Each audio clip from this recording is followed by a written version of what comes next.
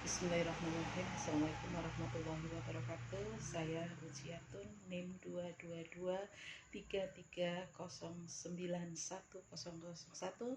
Pada hari ini saya ingin mereview pertemuan hari ini mata kuliah surveilan gizi yang disampaikan oleh kelompok 6 tentang pelaporan surveilan gizi. Baiklah teman-teman, mungkin kita masih ingat apa itu pelaporan, jenis-jenis pelaporannya, dan bagaimana diseminasinya. Baiklah teman-teman, hari ini saya ingin mereview dari kelompok 6 materi mata kuliah surveilan gizi tentang pelaporan surveilan gizi. Pelaporan surveilan gizi itu ada yang pertama jenis, yang keduanya adalah diseminasi informasi. Baik, yang pertama kita sudah mengenal tentang jenis-jenis dari pelaporan surveilan gizi. Jenis-jenis pelaporan surveilan gizi itu ada harian, ada bulanan, ada tribulanan, ada juga tahunan. Nah, namun untuk pelaporan dari surveilan gizi ini tentunya kita jenisnya ada yang menggunakan dengan format W1 atau pelaporan dengan kejadian luar biasa atau biasa yang kita sebut dengan KLB, di mana pelaporan untuk W1 ini harus dilaporkan 1 kali 24 jam. Yang kedua adalah tentang W2 atau mingguan, laporan mingguan surveilan gizi. Laporan mingguan surveilan gizi ini menyangkut dari kejadian dari suatu tempat tentang kejadian-kejadian masalah gizi dalam satu minggu yang dilaporkan ke atas, baik itu ke dinas kesehatan maupun ke dinas provinsi maupun ke Kemenkes. Baik, untuk yang selanjutnya adalah tentang diseminasi informasi. Diseminasi informasi adalah pemberian informasi baik kepada pimpinan, baik kepada pihak terkait, baik kepada lintas sektoral maupun pemangku kebijakan yang akan menentukan suatu kebijakan dari permasalahan gizi ini. Nah, tentunya kita juga akan menyangkut apabila pelaporan ini disampaikan untuk pemangku kebijakan, maka akan adanya perbaikan-perbaikan dari masalah-masalah gizi yang ada. Kita tentunya juga masih ingat tentang surveilan gizi, fungsi dari surveilan gizi, bahwa fungsi dari surveilan gizi adalah memberikan informasi keadaan status gizi baik di masyarakat yang serta faktor-faktor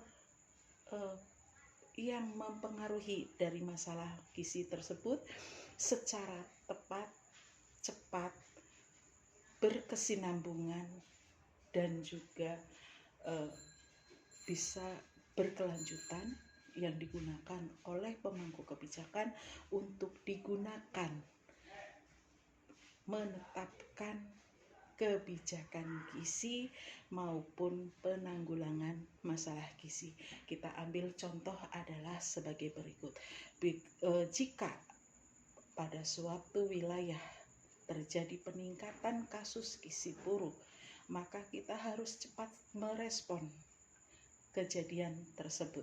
Dan tentunya kita apabila sudah ada data bahwa terjadi peningkatan kasus gizi buruk di suatu wilayah, maka kita harus mengkonfirmasi data tersebut. Apakah benar atau tidak. Jika memang ada konfirmasi, maka kita lanjutkan untuk memvalidasi data. Jadi apabila kita diminta untuk menentukan laporannya di W1, maka kita harus sudah punya data by name, by address-nya, dan juga status gizi serta bagaimana kelayakannya. Lalu respon yang selanjutnya, apabila kita menemukan di suatu wilayah tersebut banyak terjadi kasus gizi buruk, maka tentunya kita harus meningkatkan kapasitas kita, baik itu sebagai petugas, baik itu sebagai kader maupun yang lain-lainnya. Dan tentunya peningkatan kapasitas ini harus dibarengi dengan peningkatan pengetahuan dan keterampilan kita. Lalu selanjutnya, respon yang selanjutnya adalah kita pun harus mencari faktor penyebab masalah tersebut. Faktor-faktornya apa yang terjadi di wilayah tersebut dan kemungkinan-kemungkinan dari faktor pendukungnya itu apa. Selanjutnya, respon yang harus kita lakukan selanjutnya adalah dengan pemantauan secara intensitasnya yang lebih ditinggikan lagi untuk memantau jangan sampai terjadi peningkatan kembali. Respon selanjutnya, tentunya kita juga harus memberikan PMT kepada balita gizi buruk itu sesuai dengan PMBA standar dari pemberian makanan bagi anak dan balita, dan juga pengelolaannya serta bagaimana kita memberikan informasi-informasi penyuluhan kepada masyarakat agar kejadian kasus gizi buruk di tempat tersebut tidak meningkat lagi. Mungkin ini saja yang bisa kami sampaikan dari review kegiatan pemaparan materi dari kelompok 6 tentang pelaporan surveilan gizi.